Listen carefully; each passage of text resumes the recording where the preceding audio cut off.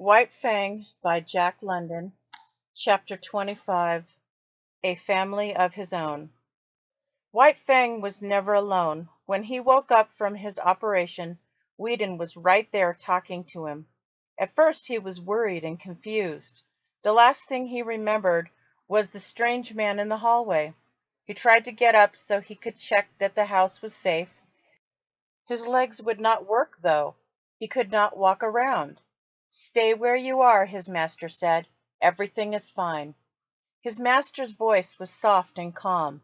It was just like the first time he spoke to the wolf, in the Netherlands, before he was tamed.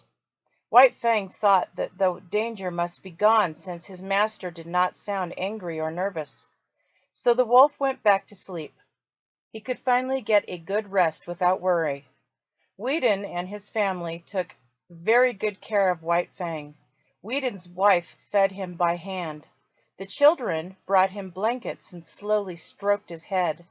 Judge Scott and his wife checked on him every chance they got, and Whedon rarely left his side. The day finally came when the doctor removed the cast. Poor White Fang was still very weak, but could at least move around. At first he could only walk from one room to the other. He was so tired that he had to lie down again. Eventually he could walk farther, even venturing outside. "Today will be a big day for you," Whedon said. He scratched behind White Fang's ears. The wolf nuzzled into his arm and softly growled, "We're going out to the barn. I want you to meet someone." The whole family was very excited. They all walked with White Fang across the back lawn. It took him a long time, but he finally made it. The collie was lying inside the barn on a straw bed. 6 tiny puppies were beside her. 2 of them were all gray and looked just like their father. She growled when the family entered the barn, warning them all not to hurt her babies. White Fang walked over to his new family. He lay down in the straw, ignoring the collie's growls. Whedon and his family crouched near the doorway, watching the new puppies and parents. One of the puppies sprawled in front of White Fang. He cocked his ears and looked at it. Then their noses touched. He felt the warm little tongue of the puppy on his muzzle. White Fang's tongue went out and he licked the puppy's face.